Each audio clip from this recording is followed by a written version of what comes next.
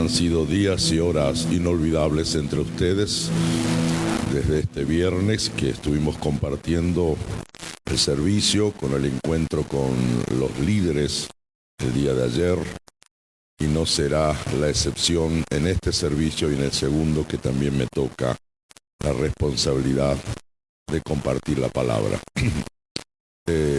Gracias doy al Señor por el regalo que me ha hecho de estar con ustedes aquí. Quiero reconocer y honrar el esfuerzo de su pastor, de su equipo ministerial, de los líderes y de la inmensa cantidad de servidores que andan por un lado y por otro. Quiero dar gracias al Señor de haber compartido este tiempo de alabanza, de adoración, todos juntos. No sé si sirve que se los diga, pero tienen una forma de adorar al Señor, de cantar a su nombre, de alabar su presencia, que para quienes venimos y pasamos, uno se pregunta si uno es de bendición o si me parece que ustedes son de bendición para el que pasa. Me han inspirado. Voy a usar una palabra que la pensé mucho, tienen una forma de ser envolvente.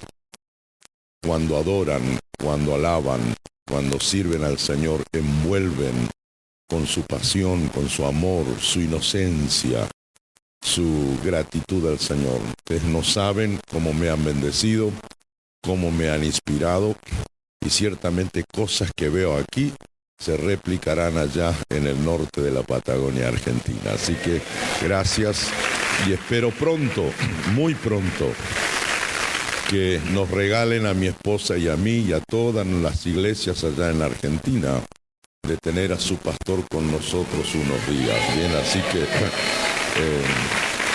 esperamos pronto que eso pueda suceder. Gracias, gracias, gracias. Muy bien. Ahora debo compartir la palabra del Señor. No voy a repetir esta palabra en el próximo servicio, así que si usted no tiene alguna otra cosa que hacer, quédese en todo caso y pueda recibir también esa revelación. Más todavía pensando que, según me dijeron, todos los hermanos espirituales vienen al primer servicio. Así que ore por los que van a venir al segundo. ¿Bien? Voy a leer en el libro de los Hechos, el capítulo 7, los versículos 57 al 60. La palabra del Señor dice allí, en Hechos, capítulo 7, versículos 57 al 60, de la siguiente manera. Entonces ellos, dando grandes voces, se taparon los oídos y arremetieron a una contra él, y echándole fuera de la ciudad, le apedrearon, y los testigos pusieron sus ropas a los pies de un joven que se llamaba Saulo. Y apedreaban a Esteban mientras él invocaba y decía: Señor Jesús, recibe mi espíritu. Y puesto de rodillas, clamó a gran voz: Señor, no les tomes en cuenta este pecado. Y habiendo dicho esto, durmió. Y habiendo dicho esto, murió. Dos hombres, dos servicios, un mismo destino. Dos hombres, dos servicios, un mismo destino. Dos hombres, dos historias, pero un mismo destino. De hecho, esta es una forma de denominar o de titular esta reflexión, palabra, prédica, sermón, aunque pudiera ensayar otros títulos u otras formas de identificar lo que considero una de las porciones no tan extensas en todo el mapa de las Sagradas Escrituras, pero sí más significativas, más impactantes, si se quiere, más sangrientas más emocionantes, como es el hecho de que luego de oír lo que había dicho el Señor en primer capítulo de Hechos, versículo 8, y me seréis martúreos, me seréis testigos en Jerusalén, Judea, Samaria y hasta lo último de la tierra, de pronto al poco tiempo está muriendo a quien se considera el primer mártir de la historia cristiana. Esos pasajes como el 59, el 60, que lo estuvieran apedreando y él, en vez de ensayar cualquier otra reacción, lo que hace es invocar el nombre del Señor, ir sobre sus rodillas, reconocer como testimonio que está viendo al mismísimo Señor Jesucristo sentado a la diestra del Señor, de rodillas, pide perdón por sus asesinos y cierra sus ojos y acaba con su vida. 2 hombres, 2 servicios, un mismo destino. Si tengo su atención, trataré de ser lo más puntual, objetivo, y Dios me dé la gracia comunicacional para que puedas entender de qué estamos hablando cuando hablamos de un texto como este. Definitivamente algo muy habitual en la vida es ese momento en que uno tiene la posibilidad de experimentar un gran encuentro, un encuentro significativo. La vida está llena de encuentros y tenemos encuentros de todo tipo y de toda clase. De hecho, en las estaciones de buses, en las estaciones de tren, en las estaciones aeroportuarias, en los aeropuertos, usted vive permanentemente observando encuentros. Estoy pensando cómo será el encuentro mío con la Cristina cuando llegue a casa muy temprano el próximo miércoles. Será un encuentro ciertamente inolvidable, lleno y plagado de amor, de palabras emocionantes, de lo que significó no estar juntos durante estas semanas.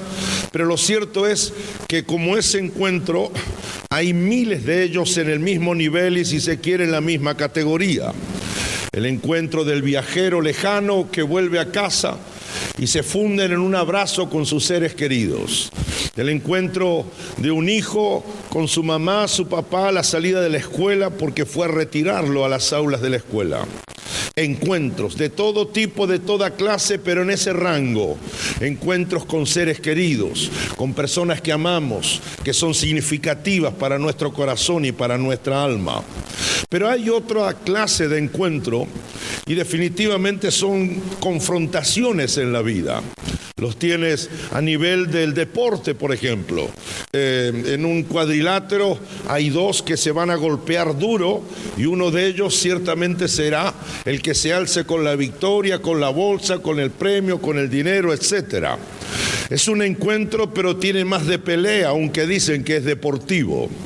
Hay otros encuentros futbolísticos, qué sé yo, un México. Yo no dije nada, lo dijeron ustedes. Entonces, y cuando esos encuentros se traman o se presentan, inmediatamente nosotros tenemos opiniones al respecto. Pero lo que está claro es que la vida está llena de esos momentos en que se encuentran el alto y el bajo, el poderoso y el débil, el de más chances y el de menos chances, el encuentro entre el rico y el pobre, entre el bueno y el malo. Y si puedo continuar citando posibles escenarios de encuentros, siempre llegaré a la misma conclusión, y es que en todos los casos, finalmente uno terminará identificándose con alguno de ellos 2, con el más alto, con el más bajo, lo que sea. Lo que está claro es que la demanda es establecer cuál de ellos que yo estoy mirando en ese encuentro me representa a mí. Porque, damas damas y caballeros, al final del proceso, lo que se espera es que nosotros tomemos una posición. Inevitablemente deberemos estar de algún lado. Inevitablemente iremos por México o iremos por Argentina. Iremos por Inglaterra o iremos por Corea. Inevitablemente iremos por el campeón de los pesos pesados o por el que aspira a arrebatarle el título. Lo que estoy tratando de señalar tímidamente todavía es que todos los que estamos aquí no podemos eludir el hecho de que tenemos que tomar una posición. Está claro cuando la Escritura nos enseña de que no puedo ser tibio o soy frío o soy caliente. La demanda escritural es: yo tengo que tomar una posición. De hecho, sea la correcta o la incorrecta, no estoy haciendo defensa de eso en esta instancia, pero yo tengo que tomar una posición. No puedo permanecer indefinido en todo caso. Así las cosas. El primer día hicimos un viaje de los primeros 7 capítulos del capítulo 1, versículos del capítulo 1 de Hechos, para entender el versículo 8. Luego hicimos un viaje para comprender por qué algunos hijos espirituales se levantan contra su padre espiritual a nivel del liderazgo. Y nos hicimos un viaje de los primeros capítulos hasta el 10 de Segunda de Corintios. No vamos a hacer una excepción ahora, pero hay un pequeño y corto viaje desde el capítulo 1 del libro de los Hechos hasta el capítulo número 7. Es interesante lo que aparece allí, porque todas las secuencias que se relatan en esa porción escritural, esto es interesante porque va a culminar el viaje de esos capítulos, se va a coronar con el encuentro entre dos hombres. Un encuentro que bien puede ser el malo o el bueno, el legal o el espiritual. Lo que está claro es que este encuentro es parte de un relato ciertamente inspirador, único, significativo y, ¿por qué no?, apasionante. En términos de resumen, podemos recordar que por un lado lo que tenemos desde el capítulo 1, sus primeros versículos, hasta el capítulo que nos ocupa ahora, a una iglesia que está naciendo. Es la iglesia primitiva, es la iglesia naciente y es una iglesia que está experimentando un crecimiento fenomenal.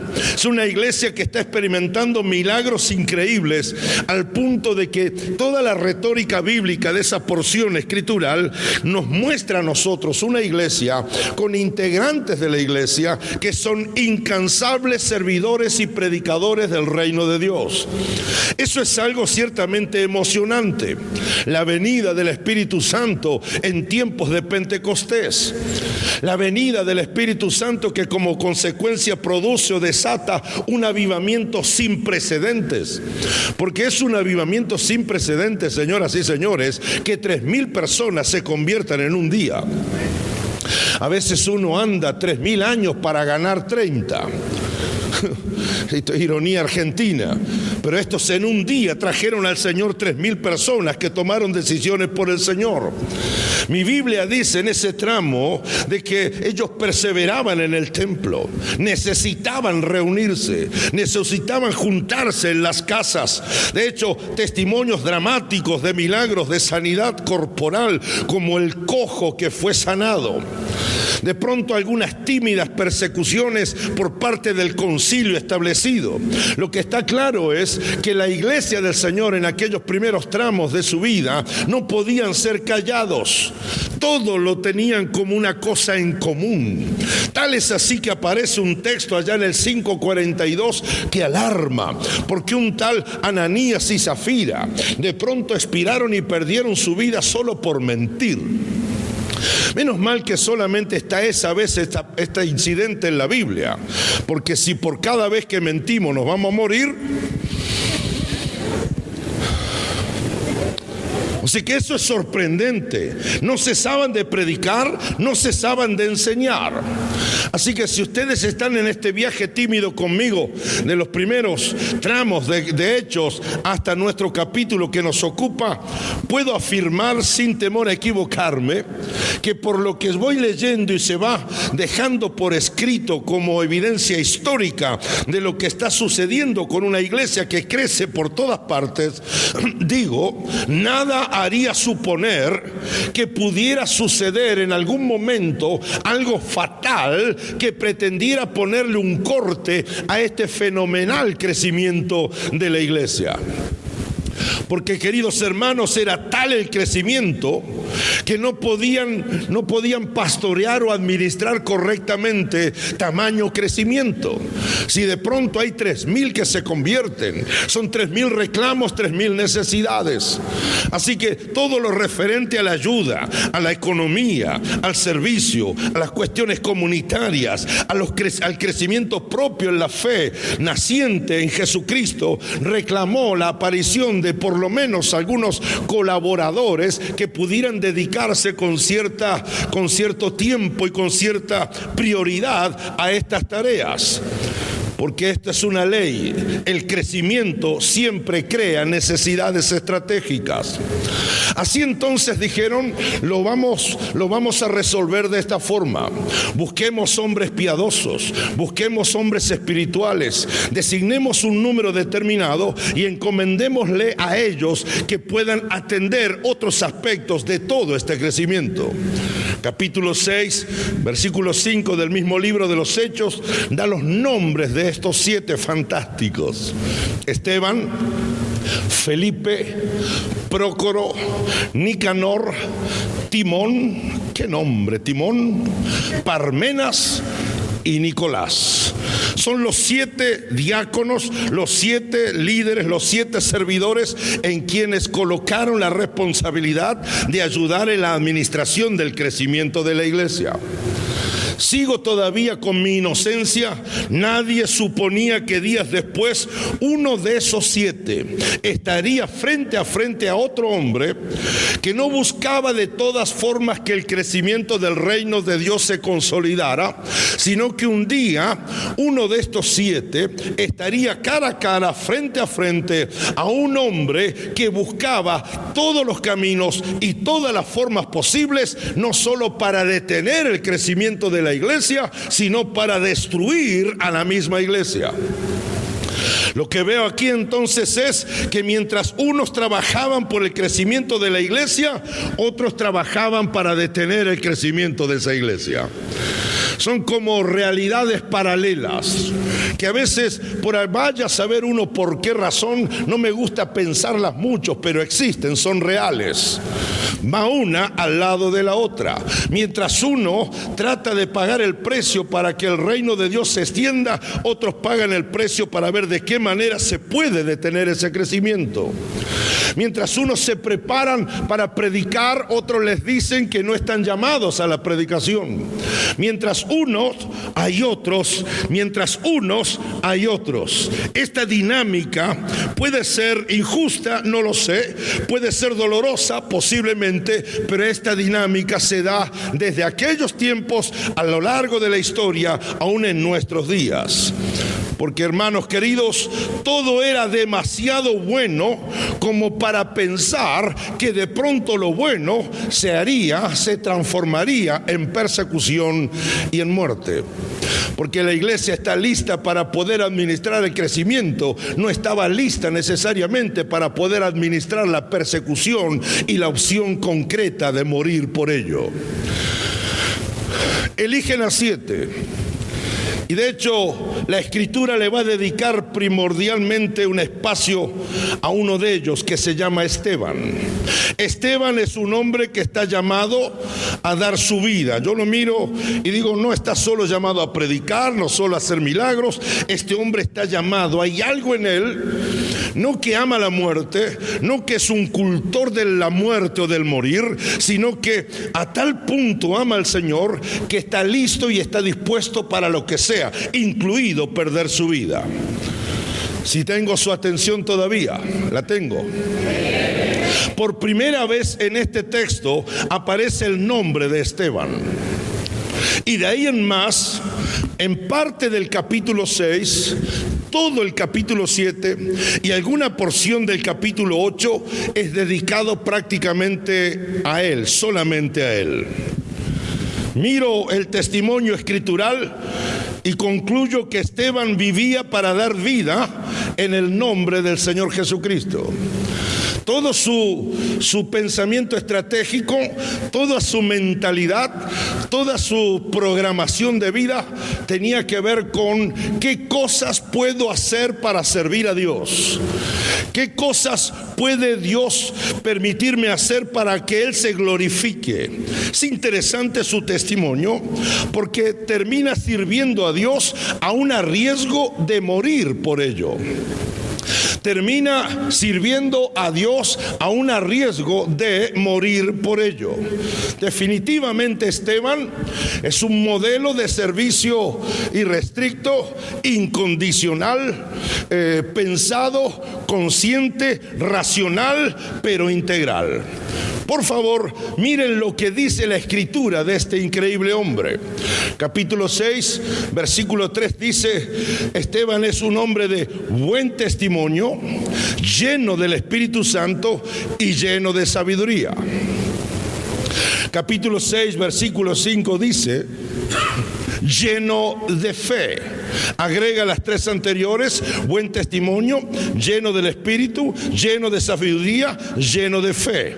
Versículo 8, capítulo 6, sigue agregando características de este varón: lleno de gracia y lleno de poder. De nuevo, buen testimonio, lleno del Espíritu, lleno de sabiduría, lleno de fe, lleno de gracia, lleno de poder. Por lo tanto, semejantes componentes llenaban su vida que el resultado no podía ser otro. La Biblia dice que el Señor hacía a través de Esteban grandes prodigios y grandes señales. Así que usted tiene un hombre informado, un hombre que sabe lo que cree, un hombre que sabe la demanda de su creencia, y tal es su humildad y su necesidad de ser usado por Dios, que Dios lo usa con sabiduría y todo, con poder y todo. ¿En qué? En sanidades, en prodigios, en milagros y en maravillas. El capítulo 6, versículo 10, si no lo estoy aburriendo todavía, da más testimonios de esto. Dice que los que escuchaban a Esteban no podían resistir la sabiduría con la que predicaba y al espíritu que lo usaba. Espíritu con mayúscula. De pronto, por esas cosas, los detractores de Esteban arman una especie de plagio, una mentira acerca de acusaciones de cosas que él no está haciendo. Se lo acusa de que hay un tal Jesús que va a venir a destruir el templo y que va a quitar las costumbres y sus crianzas con el famoso Moisés a la cabeza.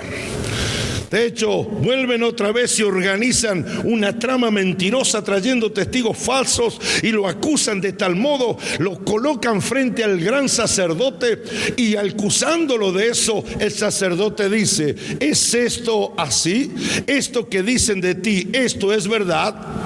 El hombre entonces en el versículo 10 plantea algo, y el planteo de ellos hace que el autor sagrado Lucas, autor del libro de los Hechos, deje escrito diciendo: no podían resistir la sabiduría con la que este hombre predicaba y al Espíritu Santo que lo estaba usando. El capítulo 7, versículos 2 al 53, aparece ahora, creo yo, es la respuesta más larga a una pregunta bien corta. El sacerdote dijo: ¿es esto que dicen así? Él debería haber dicho sí, no, no, sí. Sin embargo, elabora una respuesta que de hecho hasta el día de hoy lo sigo aplaudiendo. Porque el hombre responde no con una predicación, el hombre responde con un discurso. El hombre responde con una clase de respuesta que deja a todos, por un lado, atónitos, sorprendidos, y genera la reacción intempestiva, la reacción de bronca, de odio por parte del auditorio.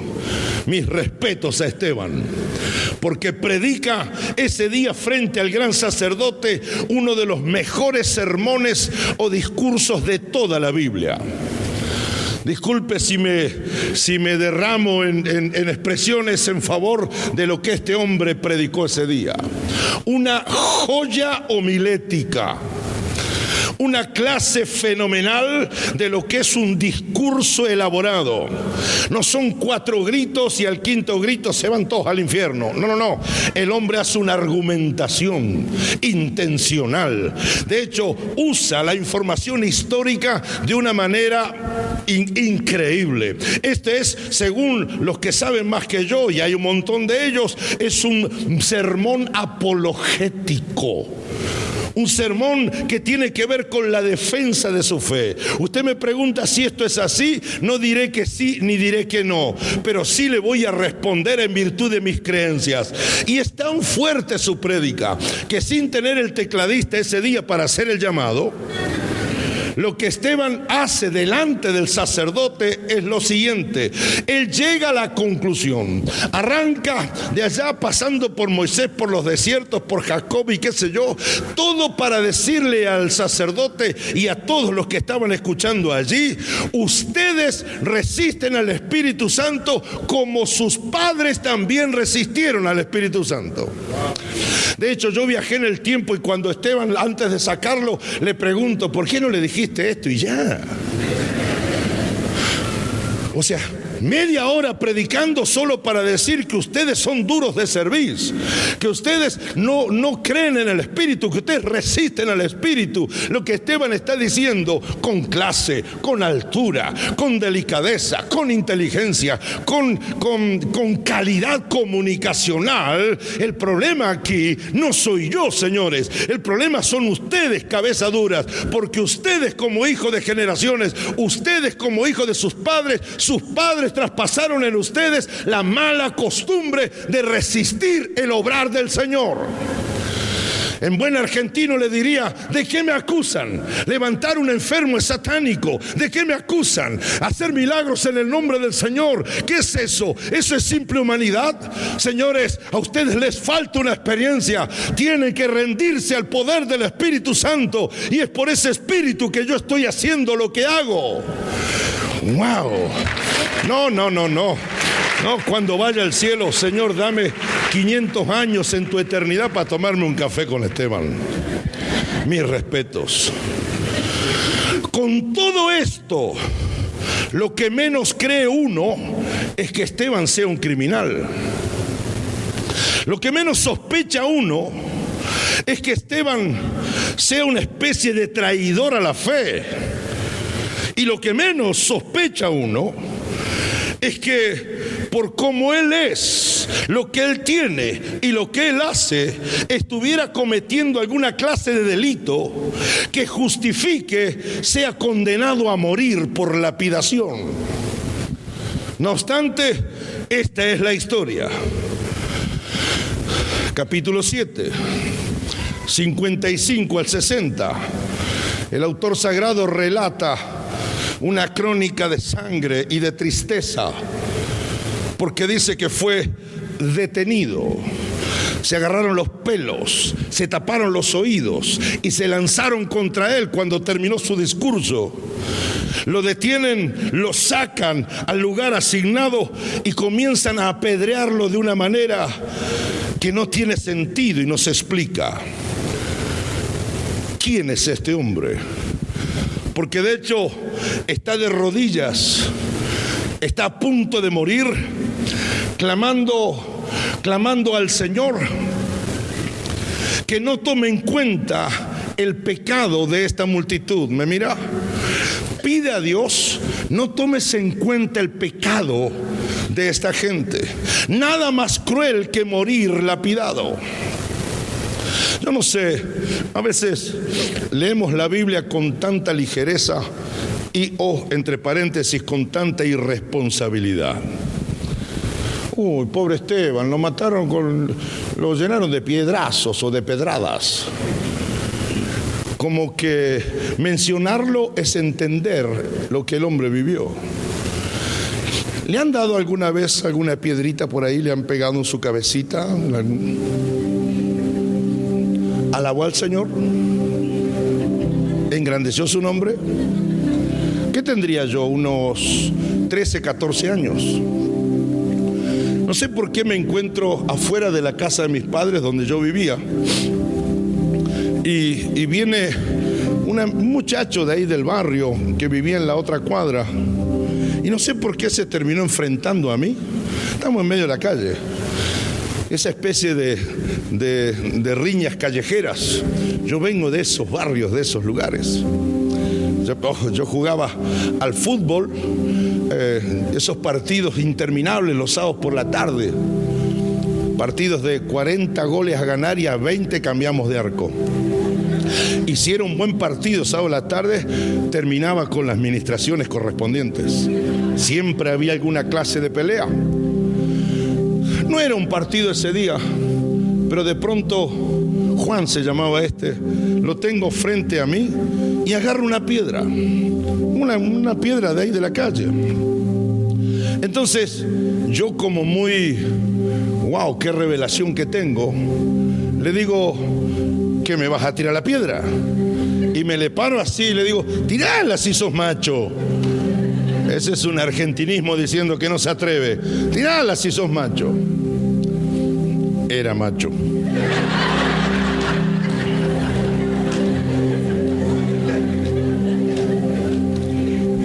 De hecho, pastor, después se los voy a mostrar. La marca que yo tengo acá es del macho este. Pero vi las estrellas. Y usted dice, ¿y qué hizo? ¿Y qué pensó? No, escapó por su vida. Porque a este se la doy. Pero ¿cómo me va a romper la frente así? Lo procesé por meses. Y tenía unos sentimientos antagónicos, unos sentimientos extraños. ¿Bien? Lo que menos yo podría imaginar es que después de esa piedra en mi frente, Señor, perdona lo que no sabe lo que hace. ¿Cuántos harían eso? Está difícil el punto. A mí quizás la piedra fue, vaya a saber por qué, quizás le hice algo. La pregunta es, ¿qué hizo Esteban? ¿Cómo pueden dormir los que matan a otros con sus piedras tranquilos luego de destrozar a esa persona con sus piedras? Esteban solo sabía de dar vida con sus dones y con su ministerio, con su prédica y con su obediencia. Esteban fue usado con una altísima efectividad en lo que eran las marcas contundentes de su ministerio: predicación, señales, apologéticas, por lo menos. Así que el escenario, si ustedes están conmigo en este viaje y hacen silencio y asistimos a este momento dramático, es un momento en que debemos mirar absortos, sorprendidos, porque según vemos allí a un costado, está muriendo quien es considerado el primer mártir de la iglesia cristiana. Si yo estoy de pie mirando ese espectáculo en silencio y cuasi invisibles junto con todos ustedes, yo no puedo creer de que acaban de quitarle la vida a un hombre que es un modelo de fe, a un hombre cuyo pecado era estar lleno de fe, cuyo pecado era estar lleno del Espíritu Santo, un hombre de sabiduría, un hombre que sabe lo que cree. Ese es un modelo de creencia. Acaban de quitarle la vida a uno que se entregó en vida para que otros conocieran a Cristo. Yo no puedo entender cómo acaban de matar a un hombre lleno de pasión, de inteligencia, de determinación y de valentía. Porque, damas y caballeros, morir apedreado, algunos sostienen, como historiadores de muchos respetos de mi parte, que morir apedreado era finalmente aún más cruel que morir crucificado. Porque la crucifixión lo que hace es influir o inducir la muerte, no por el dolor o por el impacto propiamente de los clavos, porque atraviesan tus muñecas, atraviesan el empeine. De hecho, si no se muere al cabo de unos días, le quiebran las piernas. Si no se muere al cabo de otros días, encienden fuego y lo asfixian, lo ahogan con el humo. Ahora, el proceso de dolor se desencadena después de haberle atravesado sus muñecas y su empeine. Pero más doloroso y aún más cruel es morir por las piedras que otro le da a un supuesto rehén o delincuente. El lapidario, el que lanzaba piedras, elegía el lugar donde golpear. De hecho, si ustedes hicieran silencio, solo con el hecho de imaginar la escena, podrías reproducir en tu cabeza, en tu mente, en tus sentimientos, el olor a la sangre, el dolor de los gritos, el no entender por qué le están haciendo eso. Y lo que estoy tratando de señalar es que no se entiende que un hombre bueno acaba de morir como si fuera malo. Y un hombre malo está parado en la multitud que lo mira morir como si él fuera bueno. En ocasiones, los buenos mueren porque los malos no lo soportan. Esa es la vida, damas y caballeros, y sus contradicciones. Y si usted es como yo, usted también se hace preguntas. Como aquel niño de 10 años que luego de llegar a su casa y ver a su padre en sus últimas horas, era un fantasma de lo que alguna vez fue. Oré por él. Al cabo de 3 días falleció, se fue con Dios. Pero al salir de esa casa, el niño, su hijo mayor de 10 años, me acompaña saliendo de esa habitación hacia la calle. Y estando en la calle para despedirme, 10 años, él me hace una pregunta como si fuera un hombre de 70 años. Me dice: pastor, ¿le puedo hacer una pregunta? Claro que sí. Y me dice: ¿por qué se mueren los buenos? La vida es sus contradicciones. Porque no me vayas a negar que no has pensado eso alguna vez. Cómo un hombre y una mujer buena se mueren. Y cómo este hijo del diablo sigue viviendo. Y sigue viendo la forma de matar seres buenos. Están asesinando a un buen hombre hasta que pierda su vida. Yo que asisto a ese espectáculo en silencio, viajando con mi imaginación en el tiempo, yo digo: algo no está bien acá. Algo no es correcto aquí. Versículos 57 y el 58. Entonces ellos, dando grandes voces, se taparon los oídos y arremetieron en contra de Esteban. Lo sacaron fuera de la ciudad y no lo llevaron como diciéndose: súbase a este carrito de golf que lo llevaremos al lugar de su ejecución.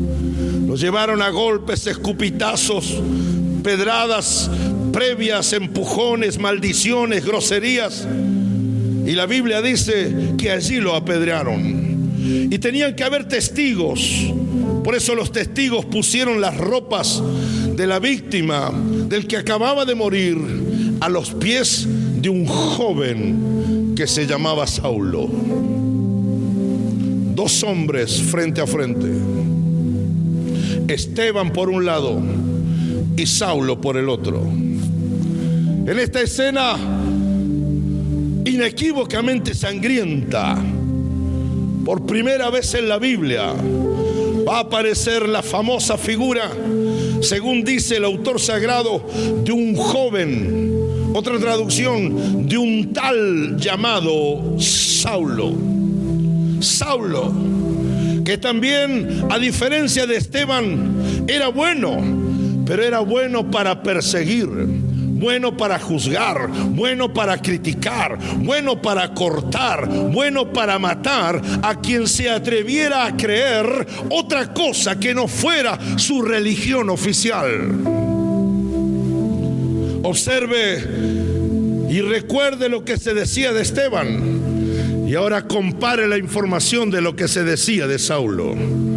Capítulo 8, versículo 1. Consentía en la muerte de Esteban. Eso me dice a mí que Saulo era un hombre de autoridad. Porque de hecho los testigos no tirarían una piedra sino hasta que tuvieran la luz verde del que tenía la autoridad. Esa es la expresión consentir. afirmar, apoyar, promover, justificar, en este caso la muerte de Esteban. Cuando leo el versículo 2, y luego que levantan el cadáver del primer mártir de la iglesia, la Biblia dice allí que hombres piadosos se llevaron el cuerpo de Esteban para darle en todo caso sepultura. Miro y le aseguro que busqué 1000 veces, me fui al original, y en el capítulo 8 versículo 2, Saulo no figura que haya estado en el entierro de Esteban. Tampoco figura ni se dice que él hizo llanto triste por él. ¿Por qué? Porque Saulo no era piadoso como los que sí hicieron ese trabajo. Reciba esto: Saulo era un legalista, Saulo era un religioso, como pocos existieron en la historia. ¿Y sabe qué? Aprendí esto: el legalista, el religioso no llora. El legalista, el religioso no siente compasión, no tiene piedad. No le pregunta el dolor a su víctima por los juicios que ellos emiten. Usted está escuchando a un hombre que caminó los caminos de la religiosidad. De hecho, no me estoy convertido ahora en un enemigo de los religiosos, pero sí tengo ciertamente la sensación de que Dios me llama también a denunciar este punto en la iglesia. Si usted es de esos santos y correctos y piadosos religiosos, te pasarás buena parte de tu vida juzgando lo que ves, la forma que se viste, el tamaño de su estatura, la supuesta clase social a la que pertenece, los alambres en la oreja, en la nariz y en el entrecejo. Te lo pasarás mirando los metros de tatuaje que tiene. Reciba esta noticia, no sé si buena o mala, cómo están las cosas. Por las puertas de ese templo entrarán más divorciados de los que tú gustas, más homosexuales, más gente perversa, más gente delincuente, más gente con sus familias hechas pedazos, y lo que no necesita es un grupo de gendarmes que en nombre de la supuesta defensa de la espiritualidad de Dios juzguen quién entra o quién no entra. Si crees que ese es tu llamado, tendrás problemas conmigo.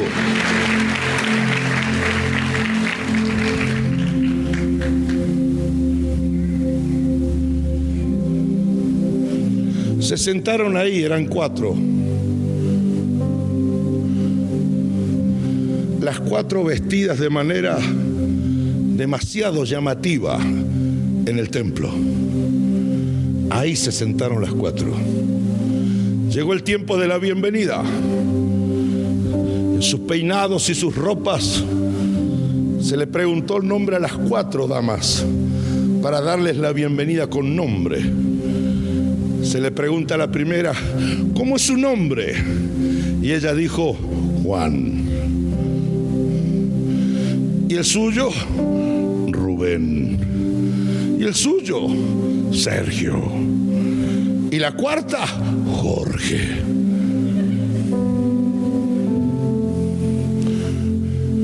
Cuatro hombres vestidos de mujer en el templo vinieron a ese servicio. Y hasta el día de hoy nunca más volvieron. Porque alguien se encargó de decir: eso no está bien. Júzgueme y diga con esto que estoy promoviendo eso. No estás entendiendo el mensaje. Estoy diciendo, y de hecho tenemos en nuestra iglesia quienes pasaron por esas carreteras de la vida. El Señor los ha transformado. Mi trabajo no es juzgarte ni que me juzgues. Nuestro trabajo no es perseguir. No se trata de eso. Nuestro trabajo es otro. Esto hacía Saulo. En el versículo 3 asolaba la iglesia. Entraba a las casas, arrastraba hombres, mujeres y niños, los metía en la cárcel, un verdadero cazador de cristianos. El capítulo 9, versículo 1 dice que respiraba amenazas y muerte. Es decir, planeaba con más precisión y con más pasión la forma en que pudiera seguir atrapando discípulos de Jesucristo. El versículo 2 dice que iba camino a Damasco a pedir cartas de autorización. Saulo era legal. Saulo pedía cartas que lo autoricen a hacer lo que hacía. Porque según veo, él era un criminal, pero era legal.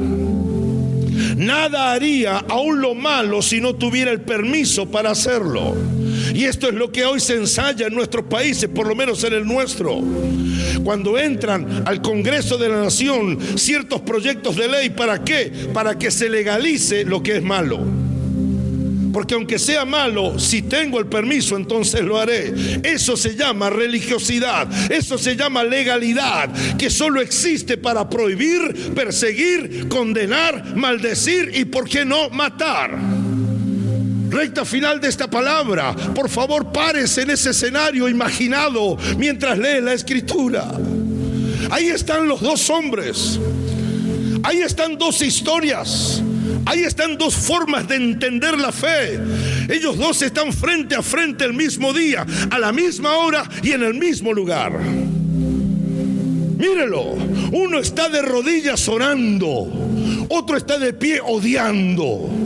Mírelos, por favor. Uno está de rodillas y va desapareciendo de a poco, y otro está de pie porque quiere aparecer rápido. ¿Por qué? Porque si va a aparecer rápido para ser el dueño de la escena, tiene que rápidamente ignorar, despreciar, olvidar y hacer desaparecer a aquel.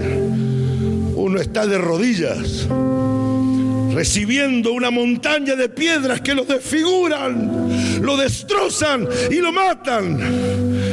Y el otro está de pie insensible, solo asegurándose de que aquel muera pronto. De rodillas, uno era el resultado de una relación con el Cristo vivo. De pie, un Saulo que era el producto de una religiosidad hueca, legalista, dominguera, calientamanco, sin vida y sin sentido. Termino. Pregúntele a los Estebanes de la vida qué significa Jesucristo para ellos, y te dirán que Cristo para ellos es el todo. Te dirán que Cristo para ellos es su vida, es el cambio, que no alcanza su existencia para darle gracias, que Cristo para ellos es su esperanza, que Cristo para ellos es su razón de vivir. ¿Por qué? Porque Cristo les cambió la vida para siempre. Oro en esta mañana que recuperes la pasión del recuerdo de tu famoso testimonio. Vamos, tiene que haber alguien aquí que se anime a hacer memoria. ¿Te acuerdas lo que eras antes de Jesucristo? ¿Te acuerdas la tarde, la mañana, la noche en que rendiste tu vida al Señor? ¿Te acuerdas que posiblemente lloraste como un niño desconsolado? Le preguntabas a un viejo cristiano y le decías: ¿por qué no puedo parar de llorar?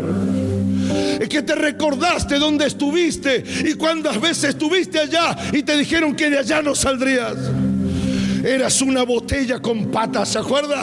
Que la droga, que vender la muerte a otros pobres ilusos que creen que drogándose encuentran el elixir de la vida.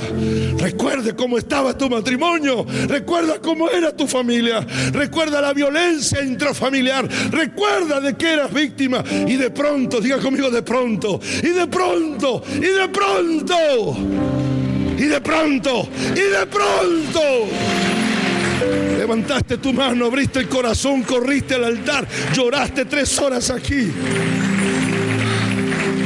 Si eres un religioso no harías esto, pero si eres un Esteban, habrías dicho que acababas de adquirir una deuda eterna con el único que logró cambiarte la vida. Por eso los Estebanes piensan así: si este hombre dio su vida por mí y yo no soy un religioso como Saulo, entonces yo daré mi vida por él. ¿Quién es uno y quién es otro? Así es la vida, así es en la iglesia. ¿Me miran? En la iglesia unos creen, otros dudan. Unos vienen, otros se quedan. Unos hacen, otros critican. Unos se juegan por Jesucristo, otros calculan su entrega. Son unos y son otros. El asunto es, ¿cuál de esos unos eres tú o soy yo? De hecho, estos Esteban no discuten el diezmo ni la cantidad de lo que dan, porque ya lo han dado todo. Es que los Estebanes de la vida ya han muerto antes que deban morir literalmente. Pregúntale a los Saulos de la vida qué significa Cristo para ellos, y ellos te dirán: una iglesia, un concilio, una institución humana carente de amor y de misericordia, que solo en nombre de un Dios que no conocen se limitan a avergonzar, a perseguir, condenar y expulsar a los Estebanes que se atreven a pensar y a hablar de Cristo con fundamentos. Son dos vidas, son dos historias, distintos resultados, efectos diferentes, pero increíble. Diga: increíble. Tienes permiso para soltar tus emociones ahora, porque ese día, cuando moría el mártir, nacía el Pablo. Cuando moría Esteban, nacía un apóstol. Porque, damas y caballeros, nadie que vea morir a un mártir puede seguir siendo el mismo mañana. Nadie. Hay encuentros que no son casuales, pero son transformadores. Hay vidas que, en vez de ser juzgadas, son testimonios de vida que nos pueden inspirar. Yo ya sé qué va a pasar el día que yo me muera. Vendrán tres tipos de personas a mi entierro. Uno, vendrán aquellos que traerán sus respetos y lo harán respetuosamente. Luego vendrá otro grupo. Vendrán aquellos que harán el acto de presencia porque por lo menos tengo que estar en el día en que lo entierran. Y ellos dirán, a diferencia de los primeros: vengo a darle mis respetos al pastor Omar. No me respetaron durante 30 años, pero me traerán sus respetos cuando ya no escucho, ya no veo y ya no siento. Oh, si la cobardía tiene muchos disfraces, pero también vendrán otros. Y supongo que serán más de 20 que entrarán en esa sala y lo único que dirán: vengo a honrar la memoria de un hombre que me inspiró, de un hombre que abrazó la fe de tal modo que me dijo que yo lo podía hacer igual. Vengo a honrar los restos de alguien que me predicó, me lavó, me salvó, me abrazó y me puso frente a Jesucristo, el que me cambió la vida. Esa es toda la historia de la vida. Tenga cuidado con creer que hay otras historias más trascendentes que estas. Juzga. Saulo juzga, critica y persigue a los Estebanes. Y los Estebanes, ¿qué hacen? Predican con más fuerzas, predican con más pasión, lo hacen con más elocuencia, lo hacen con más amor y con más pasión. Y usted descubrirá, cuando persigas a un Esteban, nunca abrirá su boca para maldecirte. Siempre pedirá al Señor su bendición sobre tu vida. Los Saulos no soportan tamaña actitud estebanesca. Por eso no tienen mejor idea que odiar, eliminar, atacar y, ¿por qué no, matar? Esteban era un hombre que moría por Cristo. Saulo era un hombre que hacía morir a los que seguían a Cristo. El primero daba su vida, el segundo aseguraba su muerte. Con Esteban muerto y Saulo consintiendo su muerte, parecía que la historia terminaría mal otra vez y que los malos volverían a ganar de nuevo. Pero no fue así. Y con esto me bajo antes que me bajen. Esteban entregó su vida a Jesucristo. Y como resultado de su relación con Él, no solo predicó, sanó y defendió la fe, sino que murió por Jesucristo. Saulo siguió vivo, pero unos días después, camino a Damasco, el Cristo de Esteban le salió al cruce en el camino. Lo tiró de su cabalgadura, lo dejó ciego por 3 días, le dio órdenes precisas, y ese día, días después de Esteban muriendo, estaba naciendo el apóstol Pablo. Ese es el Pablo que en su vida ministerial sanó enfermos. Es el Pablo que predicó la palabra, escribió cartas, fue perseguido, fue apresado, fue golpeado y hasta dado por muerto. Hasta que un día el Pablo que consintió en la muerte de Esteban escribió en una de sus cartas una frase emblemática, emocionante, triste, significativa: yo ya estoy para ser sacrificado. Semanas después, la tradición dice que a Pablo lo decapitaron y murió ese día. Son 2 hombres, son 2 historias, pero tienen un mismo destino. Cada uno de los que estamos aquí, vivan su vida como quieran. Hagan de su vida lo que realmente se les venga en gana. Sé el mejor de todos los religiosos del planeta.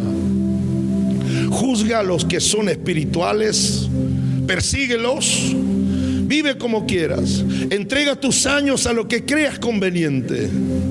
Pero cuidado, o lo haces como un Esteban o lo hacemos como un Saulo. Usted elige, yo elijo, pero debo advertir que tarde o temprano ambos nos encontraremos en el camino. Ambos nos encontraremos. Quizás, y Dios quiera, que sea para vivir un mismo destino. Esteban ya tuvo su encuentro con Cristo. Saulo lo tendría después. Impresionado por el mártir cristiano, al final los 2 murieron, y murieron por la misma razón, y se llama Jesucristo. Fueron unidos en un mismo destino. Hubo un faraón y hubo un Moisés. Yo no quiero ser faraón. Hubo un Saúl y hubo un David. Líbreme el Señor de ser un Saúl. Hubo un Cristo y hubo un Pilato. Yo no quiero ser un Pilato. Hubo un Esteban y hubo un Saulo. Yo no quiero ser ese Saulo.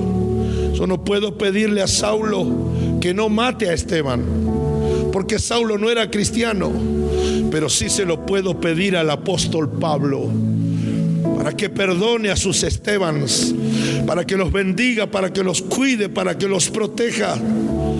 Estoy convencido que hay alguien sentado a su lado, pero no sé si es un Esteban o es un Saulo. No sé si es un Esteban y por qué no un Pablo. Porque si es un Esteban o es un Pablo, los 2 tienen diferentes testimonios, pero los 2 están unidos en un mismo destino. Los 2 hablan de Jesucristo. Yo me iré a casa, me encontraré con la Cristina y no le diré la alegría que será ese encuentro. Ya estoy preparado para encontrarme. Ya le compré sus presentes, ya le compré lo que no me pidió y sé que está esperando. Es un encuentro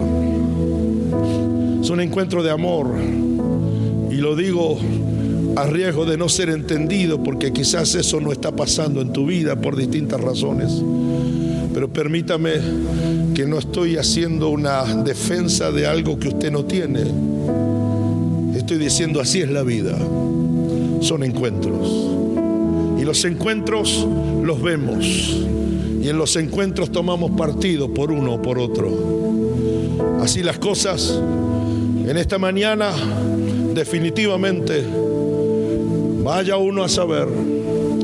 Pero tengo la sensación cierta de que más allá de que el espíritu de Saulo pueda andar revoloteando también en nuestros días de historia, estoy convencido que como están las cosas allá afuera, necesitamos que vuelvan a ponerse de pie los Estebanes y las Estebanas. Gente agradecida. Gente que lo único que tiene para decir: lo que nadie pudo hacer conmigo, lo hizo Jesucristo. ¿Cómo yo voy a mezquinar mi servicio a Él? ¿Cómo yo voy a calcular lo que voy a hacer por Él? Si Él dio su vida por mí, pues entonces yo la daré por Él. Son dos hombres, son dos historias, pero también es un mismo destino. A tu lado hay alguien que no es como usted, y usted dirá: gloria al Señor por eso. A tu lado, atrás, adelante, hay alguien que no se parece en absoluto a usted, pero somos uno porque Él, porque tú, solo hablamos de Jesucristo, quien hace la diferencia. Padre, quiero pedirte en esta mañana que este sea un servicio histórico por dos o tres razones, y la principal sea porque todos los que estamos aquí, antes de volver a casa o de irnos a comer, hemos dicho en el lugar donde estamos sentados: dejaré de jugar a dos puntas o a dos lugares, tomaré la decisión. La vida no me encontrará como un perseguidor de hombres y mujeres que tienen fe. Seré el Esteban de esta jornada, de este tiempo, de esta semana, de esta temporada, de estos años, y hasta que Cristo venga por mí. Seré el que cree en ti, el que sabe lo que cree, el que defiende sus creencias con argumentos, seriedad y responsabilidad. Seré el que pagará el precio de ser distinto, no mejor. Seré el que pagará el precio por reproducir el carácter de Jesucristo en todo lugar. Segundo, si alguno de ustedes que está aquí en esta mañana está percibiendo que hay un llamado del Espíritu Santo a su vida, tengo la sensación de que por lo menos hay 4 matrimonios a los que el Señor ha llamado al oficio pastoral y están calculando su entrega. A ellos les animo y les digo: los que somos viejos podemos decirte: no te irá mal en el ministerio, no te irá mal en esa historia. Si estás aquí, puedes ocupar el altar diciendo: Señor, renovamos nuestro compromiso y nuestra decisión es definitiva. Y tercero, he visto a varios de ustedes pasar mientras uno predica y supongo que debe ser dinero lo que colocan en las cestas. Soy un desastre para pedir ofrendas, pero no estoy pidiendo eso. Si esto lo hace porque algo el Señor está generando en ti, pues entonces todo mundo hágalo. Se lo entregan a su pastor y levantan un ministerio por ahí para seguir predicando el nombre de nuestro Señor Jesucristo. Y lo último, si alguno de ustedes jamás nunca entregó su vida a Jesucristo, créame que vale la pena que lo hagas en el día de hoy. Y para eso, sal de tu lugar, vente aquí y de esa forma dice públicamente: yo seré lo que Cristo dijo que yo voy a hacer. Padre, oro agradecido porque he dicho lo que creo tú me dijiste que dijera a tu pueblo. Lo hago con la gratitud previa de saber que tú estás moviéndote entre nosotros. Lo hago en el bendito y poderoso nombre de Cristo Jesús. Amén, amén y amén. No hay que irse. Ahora, si tienes que responder, está abierto el altar. Si tienes que decirle: aquí está mi vida, mi ministerio, aquí está. Si le dices: Señor, yo te recibo como Señor y Salvador de mi vida, hazlo. Este es el momento. Bendito sea el Señor. Gloria a Él.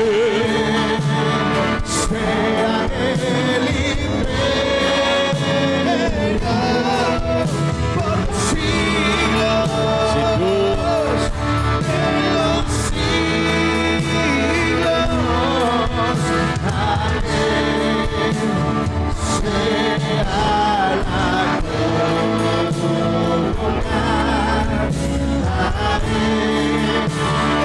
Sea el imperio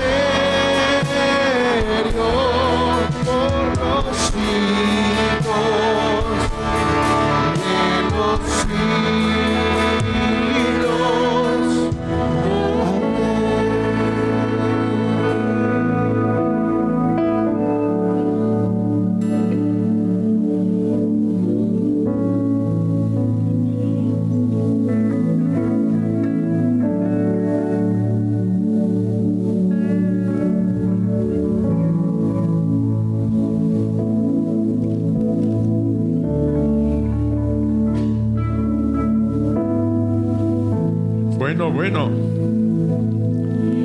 El Señor hizo un llamado en 2 niveles. Quiero decirte, tú que estás aquí, que has estado viniendo, que viniste por primera vez, hoy escuchaste la voz de Dios tocando a tu corazón para que tú le entregues tu vida a Jesús y puedas un día, como Esteban, cuando Dios te llame a su presencia,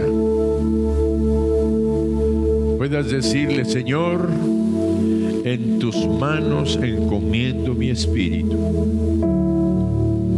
Eso solamente se puede decir cuando tú tienes a Cristo en tu corazón viviendo. Por eso en este momento el llamamiento de Dios a través de su siervo es: si tú sientes el llamado de Dios para entregarle tu vida a Jesús, tienes que hacerlo ofreciéndole tu vida, pidiéndole perdón de tus pecados, reconociendo que lo necesitas a Él para que te limpie con su sangre de todos nuestros pecados, de toda nuestra maldad, y podamos salir de esa puerta con la seguridad de que el Señor nos perdonó y que tenemos la vida eterna.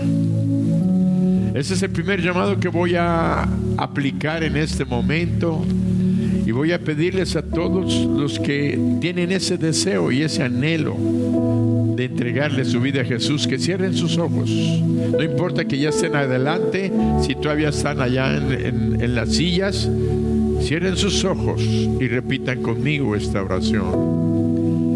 Señor Jesús, te doy gracias por hablar a mi corazón, por hacerme ver mi necesidad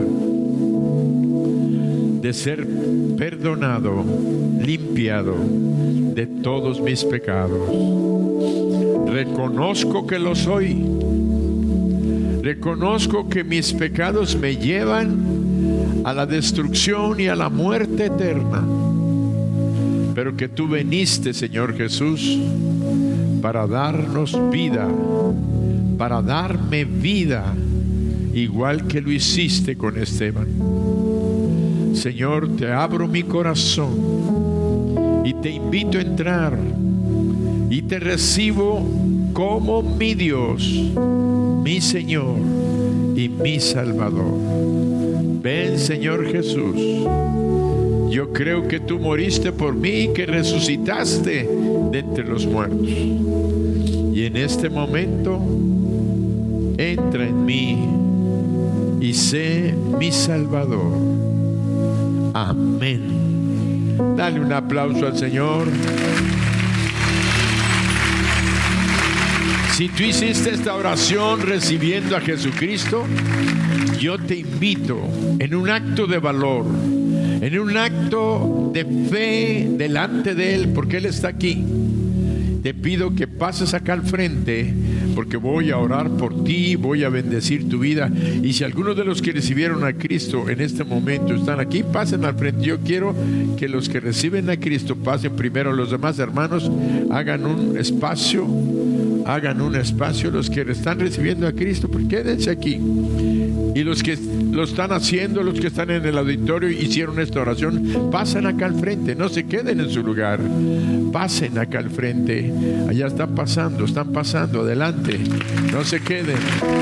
Ven, entrégale tu vida a Jesús. Pasen. Es un día de fiesta, es un día de salvación, es un día de gozo, es un día de encontrarnos con nuestro Dios, es un día de encontrarnos con la vida. Se queda atrás la muerte, se queda atrás el dolor, se queda atrás la angustia, se queda atrás la desesperación. Viene la esperanza y la transformación a nuestras vidas. Tú que estás luchando ahí en tu lugar, te quiero decir que es el enemigo que quiere robarte la más grande bendición que puedes tener en tu vida. Por eso yo te invito para que vengas y pases acá al altar y le des la honra, la gloria a aquel que dio su vida por ti y por mí, aquel que entregó su vida para salvarnos. Por eso en este momento, si hay alguien más, bien, vamos a orar por estas personas, estas damas, estos jóvenes, estos caballeros, y a ponerlas en las manos de nuestro Dios. Y les quiero decir una cosa: Dios ya está en sus corazones, ya Jesús les perdonó todos sus pecados, y ustedes ahora tienen una nueva vida como hijas y como hijos de Dios. Y Él va a estar con ustedes todos los días de su vida. Y el día que nos toque partir, vamos a oír la palabra que hoy escuchamos. Vamos a dormir, porque no vamos a morir. Nada más nuestros cuerpos van a dormir y vamos a pasar a la presencia de Dios. Padre bendito, en el nombre de Jesús, en este momento bendigo a estas personas jóvenes que están aquí delante de ti. Te pido, oh Dios, Espíritu Santo, que los llenes conforme a tu promesa, oh Señor Jesús. Dales esa paz, ese gozo de saber que son perdonados, limpiados, y que ahora tienen vida eterna, y que tú ahora eres, además de su Dios, eres su Padre celestial, y ellos son tus hijos y tus hijas, y nunca las vas a dejar. Ellos van a estar siempre sintiendo tu presencia en ellos. En el nombre de Jesús, amén. Un aplauso le damos al Señor. Quiero decirles que atrás de ustedes hay una persona que les va a dar un abrazo. Voltéense.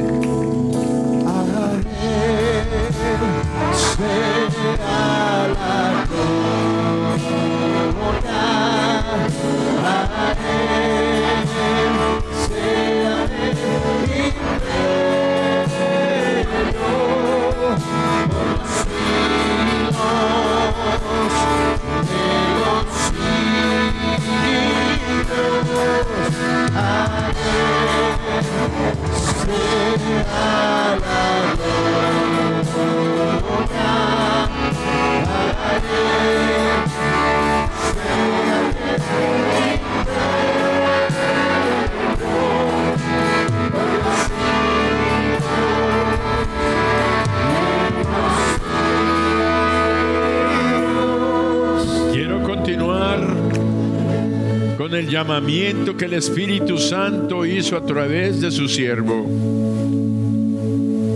porque no fue el hermano Herrera el que la hizo, fue Dios hablando a través de su boca, convocándote a ti, que ya eres salvo, que eres un creyente, que sabes que tienes vida eterna y sabes que estás caminando en esta vida con su bendición y con su protección.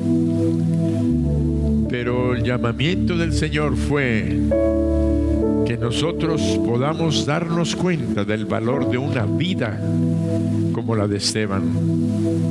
Una vida que fue puesta al servicio del Señor.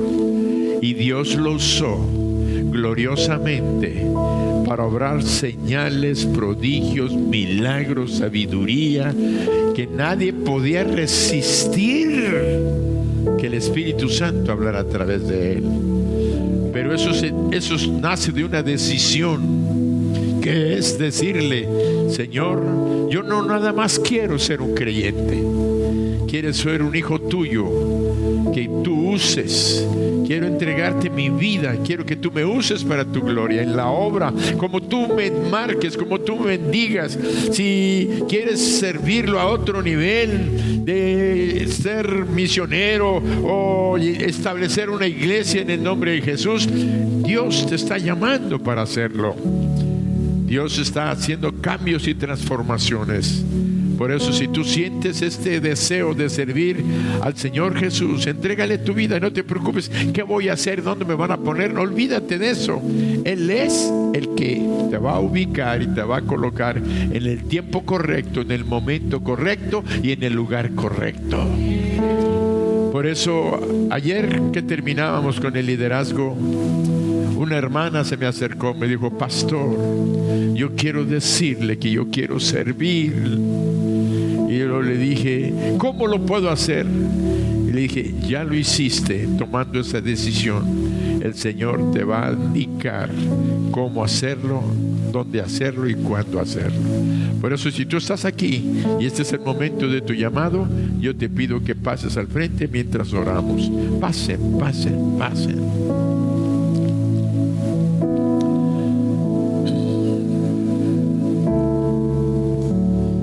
Wow. Dios va a hacer cosas grandes con una congregación como esta, como un grupo poderoso.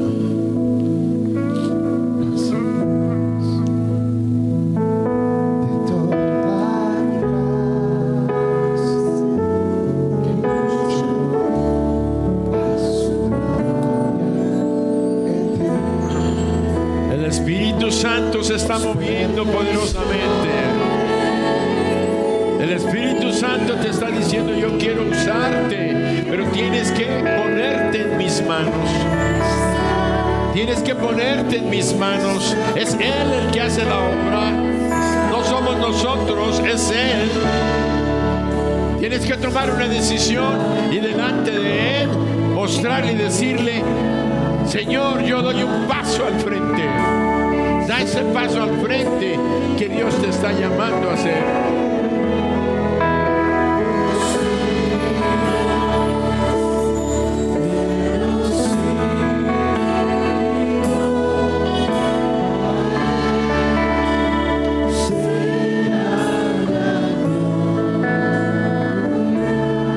No sé si podemos cantar ese himno que dice: usa mi vida, usa mi vida.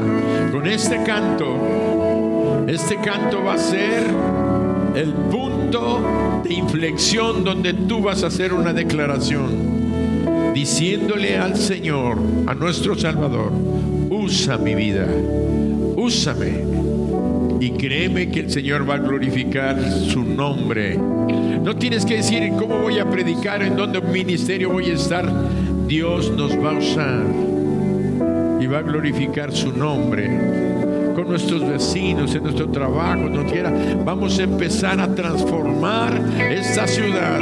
La gente que nos conoce, Él va a obrar milagros, porque tú vas a estar lleno del Espíritu y Él te va a usar gloriosamente.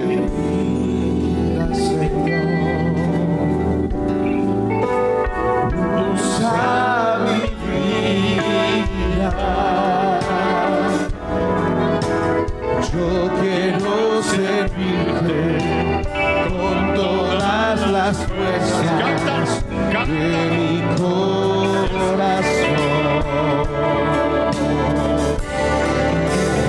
Aunque indigno soy y aunque nada tengo que pueda ofrecerte, divino Señor, yo quiero servirte con todas las fuerzas, con todas las fuerzas de mi corazón.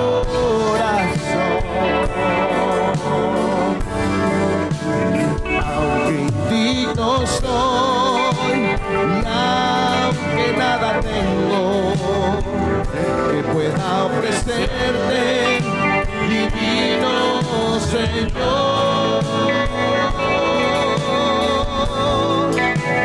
yo quiero servirte con todas las fuerzas, con todas las fuerzas de mi corazón.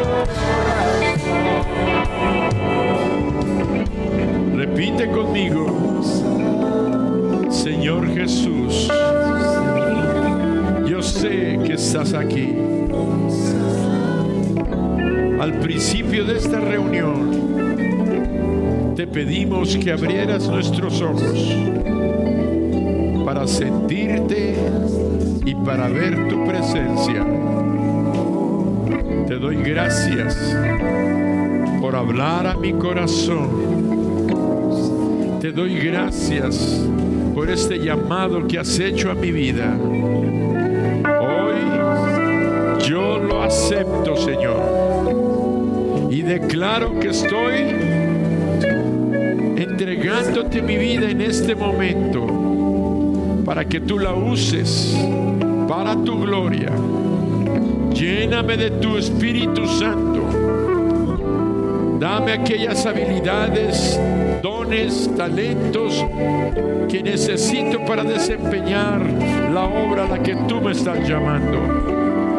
Pero hoy te doy gracias porque sé que estoy en victoria, que estoy bendecido y que estoy prosperando.